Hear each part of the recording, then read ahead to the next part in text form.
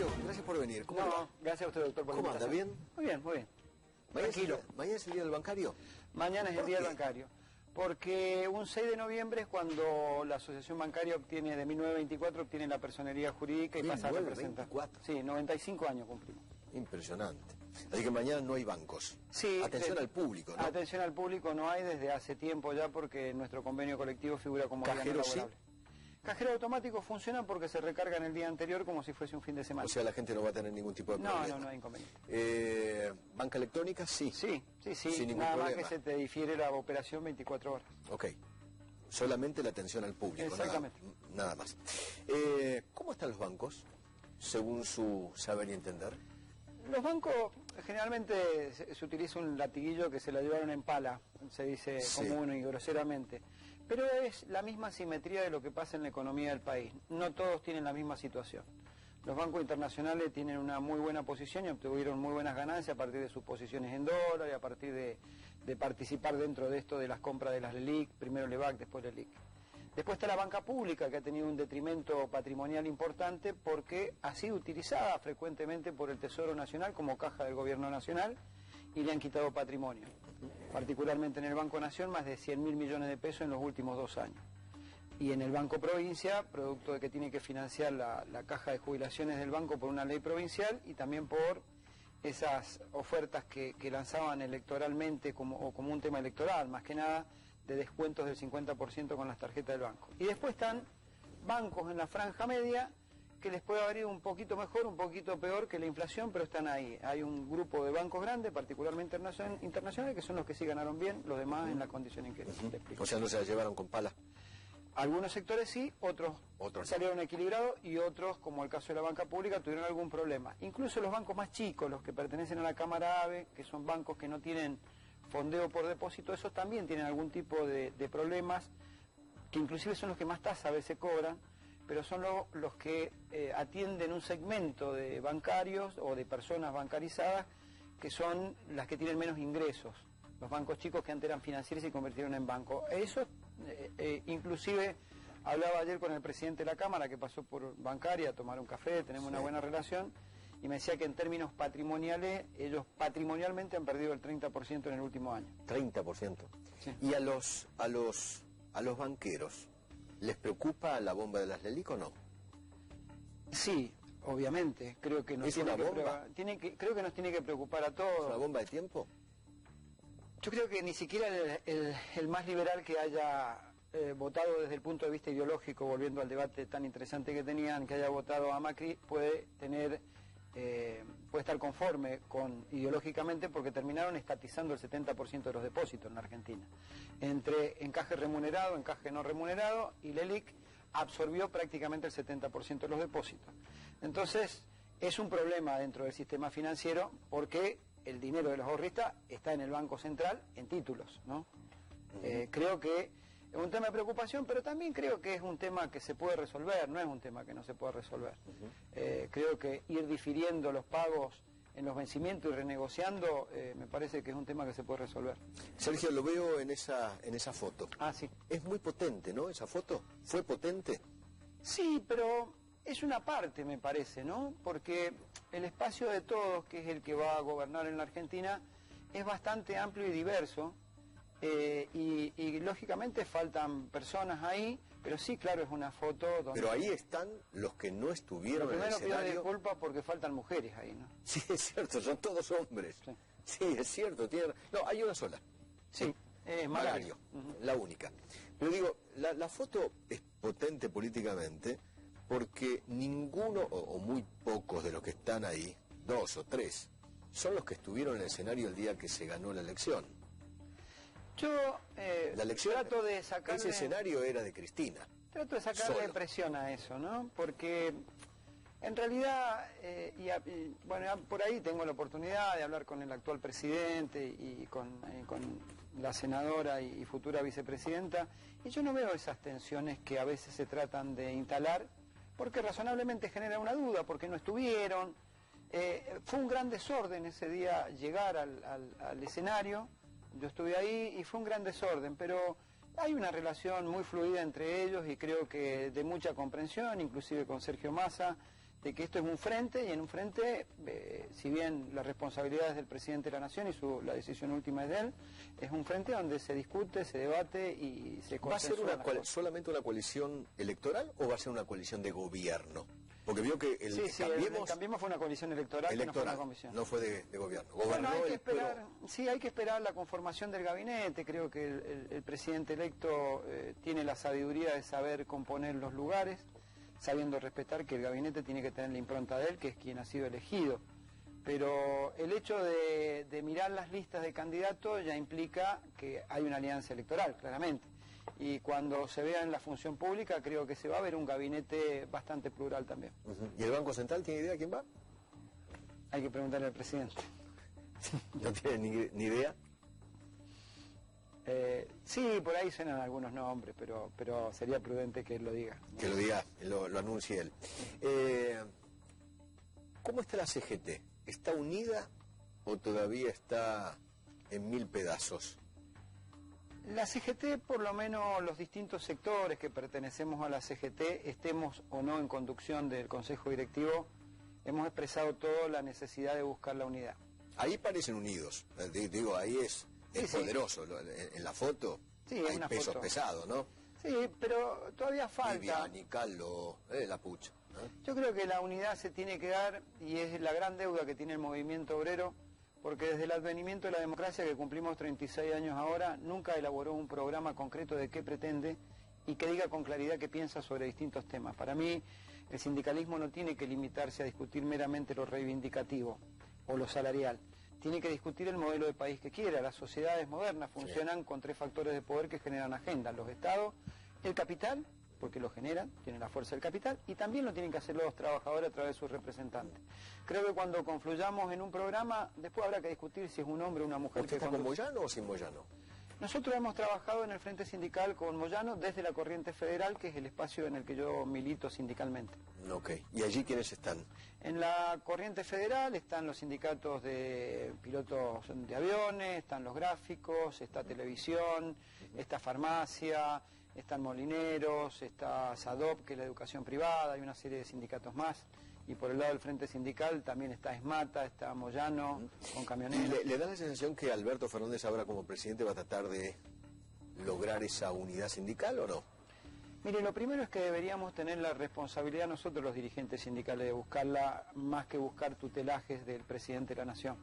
¿Por qué lo digo? Porque desde el sector sindical... Pero el sindicalismo siempre fue la pata más importante del peronismo, ¿no?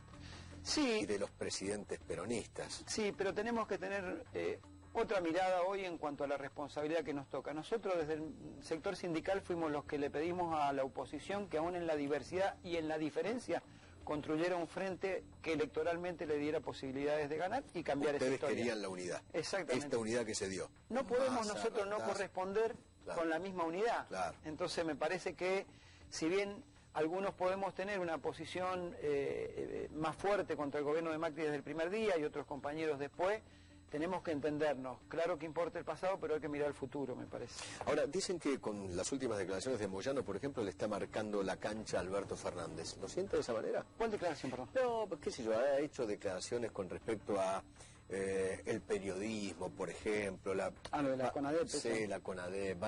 ¿Usted coincide con eso de que hay que perseguir a los periodistas en el futuro, que van a tener que dar explicaciones? Mire, el periodismo es como los dirigentes políticos o sindicales. En el caso de ustedes, el único activo que tienen es la credibilidad. Sí, tal y cual. si escaparon y fallaron en el análisis y en lo que dijeron, seguramente lo van a pagar con menos rating. Totalmente. Cuando nosotros nos equivocamos en una definición política, lo pagamos en una elección. Entonces a mí me parece que no hace falta hacer ninguna CONADEP del periodismo. Muy bien. Lo que creo es que es la sociedad la que evalúa la credibilidad de Eduardo Feynman como periodista o de Sergio Palazzo como dirigente sindical. Totalmente. Así que no está de acuerdo con la CONADEP de los periodistas. No, yo creo que casi en un concepto que no me gusta utilizar, pero lo regula el mercado. Sí, tal cual, sí, tiene razón, totalmente. ¿Le van a perdonar la vida a Alberto Fernández con las paritarias? No lo pondría en esos términos. Yo creo que Alberto Fernández, para mí, tiene dos definiciones muy importantes que quizá pasaron desapercibidas, que son en el Congreso de la CTA en Lanús, cuando los compañeros de la CTA deciden volver a la CGT. Él dice dos cosas importantes. La primera es que las sociedades que se precian de modernas no son las sociedades que quitan derechos, sino las sociedades que otorgan derechos. Esto aventa una posibilidad de una discusión forzada de una reforma laboral. Y la segunda que dice es que va a trabajar para que los trabajadores puedan seguir discutiendo en paritaria sus salarios, lo cual me parece bien. Quizá haya un tiempo en el que haya que ponerse de acuerdo cómo salir de esta situación traumática en la que se encuentra el país hoy día. Porque creo que el país hoy requiere de un esfuerzo enorme para que muchos argentinos que perdieran la comida la vuelvan a tener, ¿no? Porque me parece que es fundamental. Muchos que perdieron sus remedios los vuelvan a tener, y aquellos sectores más vulnerables que quedaron muy desfasados entre inflación e ingreso puedan recuperar eso. Creo que a partir de esas tres premisas se puede discutir un pacto social que no tiene que ser un mero acuerdo de salarios y precios, porque no sirve. Un pacto social son las bases sobre las que la sociedad va a vivir en futuras generaciones. Entonces hay que discutir el pleno empleo, la erradicación del trabajo en negro, qué sector de la economía va a traccionar el crecimiento para generar el pleno empleo, qué se hace con el ahorro argentino, si se sigue timbeando en la LELIC o va a cumplir su función histórica del sistema financiero, que va a apalancar con depósitos, créditos. Eso debería ser un pacto social después de resolver estas cosas. Willy. Después de las PASO tuvimos una corrida bancaria importante, Sí. Los depósitos en dólares. Me imagino que los empleados de su gremio lo sufrieron porque obviamente con mucha ser preocupación. cajero era una situación, la verdad, tensa ante la desesperación del ahorrista por recuperar los dólares, ¿no? ¿Cómo vio el proceso, pero más que nada, cómo ve a futuro el tema? ¿Está tranquilo? ¿Debe estar tranquilo el ahorrista? ¿Cómo lo ve desde la postura del gremio? Que es interesante verlo. Lo vemos con mucha preocupación porque más de un tercio de los depósitos en dólares salieron del sistema y porque también el penúltimo día y el último día previo al proceso electoral del 27 de octubre también hubo un movimiento muy fuerte de depósitos en pesos que empezaron a salir de los bancos que iban a buscar dólares. Esto sin duda genera preocupación. Pero también teníamos la misma preocupación con la colocación de depósitos en la LELIC, claro, porque en definitiva nos quita trabajo a nosotros. Si ese dinero, en lugar de tener empleados bancarios que administren los créditos que se otorgan y los depósitos que se reciben, son reemplazados por un simple teclazo que es un pase de dinero del banco al Banco Central, también es un riesgo. Claro. Entonces, hay una preocupación por esto. Creo que, por lo que he escuchado y lo que he tenido la oportunidad de hablar con el presidente electo, él pretende volver a un sistema financiero normal donde haya crédito y donde poco a poco se baje la inflación, y claramente hay que bajar la tasa de interés. Ningún país es viable productivamente con una tasa del 65%, ¿no? Y además de tantos meses, ¿no? Sí, ¿y el cepo qué le pareció? ¿Cómo fue impuesto? Yo creo que tiene que haber algún tipo en materia de cambio, no sé si el término correcto es restricciones, pero que tiene que haber algún tipo de regulación en materia de cambio. A la Argentina le cuesta mucho conseguir dólares, ya sea para pagar los servicios de la deuda o cuando tiene que importar productos para generar producción en las fábricas. Y muchas veces esos dólares, como en este último tiempo, han servido simplemente para la especulación financiera y la fuga. Creo que tiene que haber algún tipo de regulación en ese sentido. No me preocupa que exista un cepo en la medida en que podamos garantizar, por un lado, que Argentina pueda cumplir sus compromisos el día de mañana, y que por otro lado, quienes producen en la Argentina y necesitan de esos dólares para importar, los tengan, ¿no? ¿Reforma laboral sí o no? Yo creo que hay que discutir la modernidad de las nuevas formas de trabajo sin que esto implique perder derechos. Yo doy un ejemplo.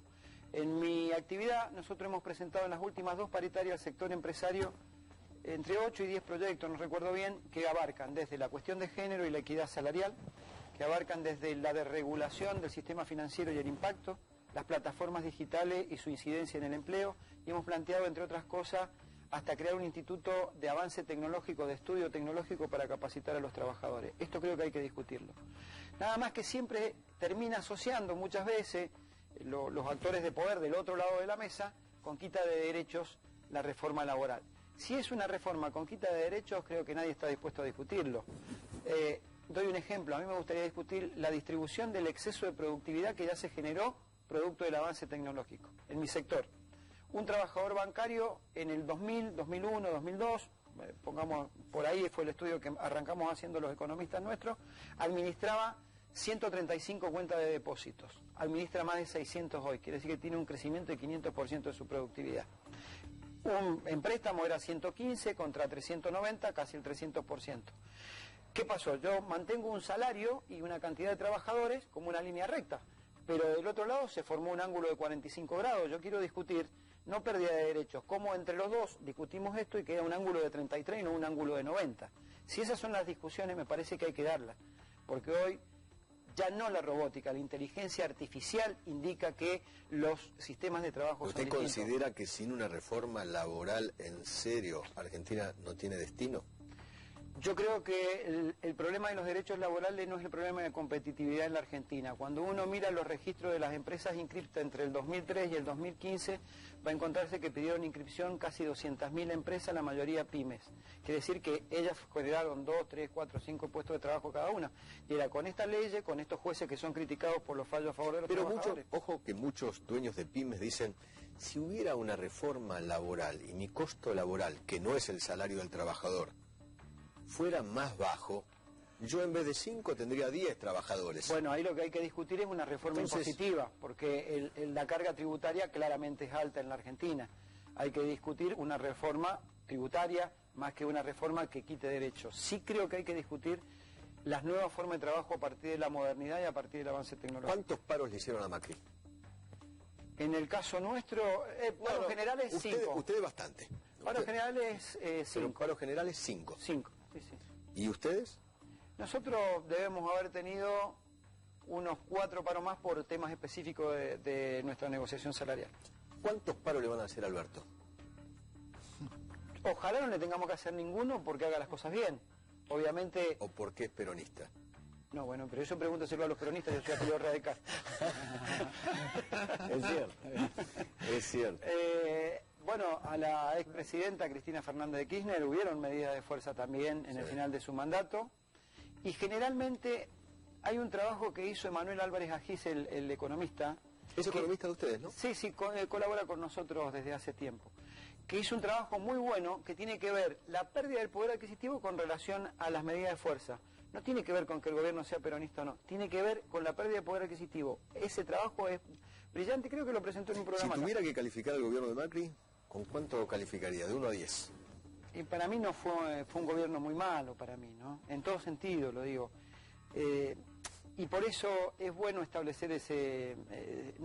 la verdad que puntuación es muy subjetivo, porque yo tengo una formación ideológica y seguramente si da 2 le voy a decir -1. Porque tengo una formación ideológica y una posición tomada. Por ahí sería injusto que yo ponga un número... Sin embargo, es radical. Y los radicales estuvieron con... El radicalismo orgánico estuvo con Macri y otros radicales decidimos tomar otro camino a partir de no sentirnos representados. Yo creo que es más alfonsinista, digamos, sí, de Ricardito sí. Alfonsín. Sí, Ricardo es un gran amigo, aprovecho para saludarlo, que fue el cumpleaños hace 2 días. Sí, sí. O de Julio Cobos, por ejemplo. Con Cobos no tuve mucho trato, a pesar que fue el gobernador de mi provincia. Con Ricardo sí hablo seguido. ¿A usted mendocino no sabía? Sí, soy de Mendoza. No, entendí claramente que doctrinariamente estaba muy alejado de los principios del radicalismo ese acuerdo, ¿no? El creador de la Unión Cívica Radical decía, que es Leandro Alem, decía en política no se hace lo que se puede, se hace lo que se debe. Y creo que terminaron haciendo lo que podían, no lo que debían. Y lo que debía era, si quería una alternancia en el poder en el radicalismo, era por centro-izquierda, no por una propuesta de centro-derecha o derecha. ¿Quién cree usted que se va a sentir más cómodo? ¿Con Macri o con Alberto Fernández? Con Alberto Fernández lo veo una persona que dialoga, una persona con la que uno puede tener diferencias y puede resolverlas, o puede no resolverlas y tener un buen diálogo. ¿Usted estaba en el gremio como secretario general cuando él era jefe de gabinete o no? No, en ese momento no. Lo asumo en el sindicato hace 6 años aproximadamente. Cuando meten preso al secretario general anterior. Exactamente. Anterior. Le agradezco muchísimo, No, muchas gracias a ustedes. Un gusto. Gracias por haber venido.